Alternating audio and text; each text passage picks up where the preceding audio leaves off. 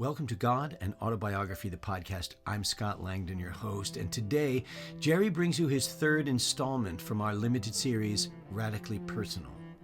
In this episode, Jerry leans into the work of William James, the American philosopher and psychologist, whose classic work, The Variety of Religious Experience, takes in the divine reality as it's made manifest in the very experience of human existence. The question then becomes, what will we do with this gift of our awareness? How will we choose to live our lives? Here's Jerry Martin. I hope you enjoy the episode. Here we take our lead from William James, the quintessentially American philosopher and psychologist. William James understands the vital function of theological thinking for all of us, not just seminarians. I'm using theology in the non-sectarian sense. It's been nicely defined by Paul Knitter as spiritual experience trying to make sense of itself. I call it more broadly, life seeking understanding. In this context, I'm calling on William James as an expert witness, drawing from his classic, The Varieties of Religious Experience. Here, James takes in the divine reality through a sensitive appreciation of its manifestations in human experience. From him, we can learn much about how to do that in our own lives. Religion is, one might say, what religion does, or what a person does with it. We start with life experiences, whether anointed as religious or not. If we follow James' example, we'll let our thoughts and experience range widely. When larger ranges of truth open, he says, it is surely best to be able to open ourselves to their reception, unfettered by our previous pretensions. All religions, he believes, start with someone's actual personal experience. That is revelation's epistemic foundation. Institutions, creeds, and so forth arise to transmit and interpret this experiential beginning. In what James calls the more personal branch of religion, and here I'm quoting him, the religion goes direct from heart to heart, from soul to soul, between man and his Maker. The purpose of the open soul is not so much to critique institutional religion as to probe and explore beyond the official precincts, beyond the walls, multiple sources of insight, and to discover what they might tell us about divine or ultimate reality. When James speaks of experience, it is not sensations of the sort Hume called impressions, and others have called sense data, little pictures the mind collects and organizes. He's talking about lived experience, life lived by a whole, embodied person, embedded in a stubborn world, inheriting and sustaining a human community, in light of a range of needs and concerns, desires and ideals. It is participation in reality. Our inquiry will take us beyond the meager understandings of experience central to the empiricist tradition, the existentialist project, and the scientific reduction. For us, experience is a window upon reality, not merely a subjective or expressive or self-defining experience. It is reality that we encounter in its many dimensions, as we will find in subsequent presentations. William James is pointing, you might say, toward a theology of divine presence. The divine reality and the human experience of it are in reciprocity. If the tree or God is real, it is their presence to experience that manifests the reality. That is where we will find them. That is where we will discover their role and meaning in and for our lives. As James observes, there were in the human consciousness a sense of reality, a feeling of objective presence, a perception of what we might call something there, more deep and more general than any of the special and particular senses by which the current psychology supposes existent realities to be originally revealed. We sense, he says, that there is an unseen order, and that our supreme good lies in harmoniously adjusting ourselves thereto. In those cases, he says, it is belief in an object we cannot see. We encounter the divine reality in experience, but not as an object perceived, perhaps not to be understood as an object at all. There are subliminal and soft hues to experiences, intimations that do not declare themselves loudly. Music one can sense, but barely hear. Philosophy, James notes, lives in words, but truth and fact well up into our lives in ways that exceed verbal formulation. There is in the living act of perception always something that glimmers and twinkles and will not be caught, and for which reflection comes too late. The clue for our project is that we should let the experience reveal what it reveals, even if that comes in soft hues and indistinct auras of meaning. Abstract standards are not sovereign and do not rightly override reality as we take it in. Most of us have a habit of immediately sorting things to objective facts, subjective feelings, emphasizing the distance between them. James challenges this dichotomy. Feeling is itself essential to discerning the reality encountered.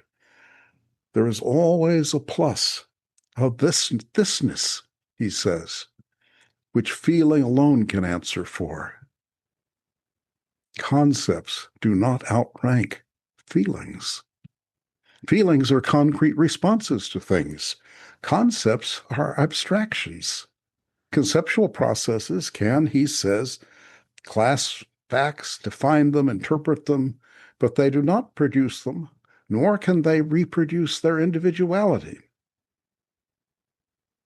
So it is not concepts that disclose reality.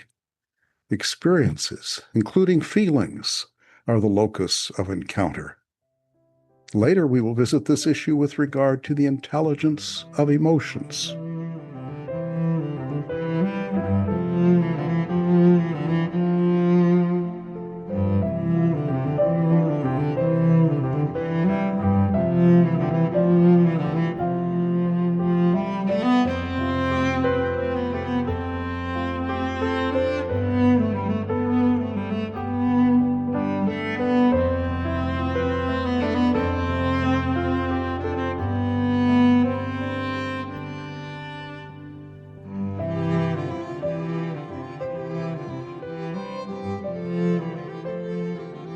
Do we just gaze at the something there? Or is the relationship an interaction? James reminds us that what religion reports always purports to be a fact of experience. The divine is actually present, religion says, and between it and ourselves, relations of give and take are actual. Among these relations is prayer, the movement of the soul, as James puts it, putting itself in a personal relation of contact with the mysterious power of which it feels the presence. We and God have business together. The aim of theology in the broad sense is not to construct a correct theory of the divine reality, but to live in engagement with it, with all one's heart and mind and body.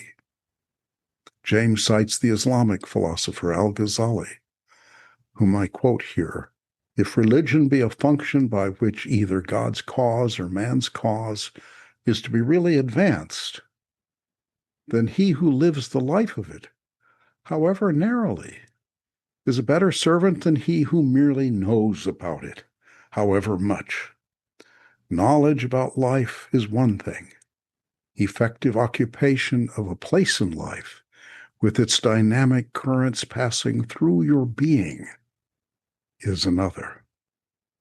Well, as if expounding a radically personal theology without walls, James notes, the divine meets us on the basis of our personal concerns. Indeed, by being religious, by trusting the divine encounter, James says, we establish ourselves in possession of ultimate reality at the only points at which reality is given to us to guard. This, we might add, may be the truth vouchsafed to us, even designed for us. That does not mean that it is merely subjective. God has met us where we are, and responding to the way reality has presented itself shapes, James says, our private destiny or personal calling. Behooves us to respond and accept the call. An important point about theological method without walls is that one must be willing to take in all truth-bearing experiences, even if they seem to be no more than passing glimpses of the divine, and even if one has no idea how to fit them all together. Unlike thinkers who lay out systems and trim the corners of experience to make it fit their theories, James willing to be unsystematic, even to advance a jumble of views. For a radically personal theology without walls, accepting passing glimpses of life's meaning does not require fitting them into an overall account. Even extreme experiences may reveal levels or aspects of reality otherwise difficult to notice.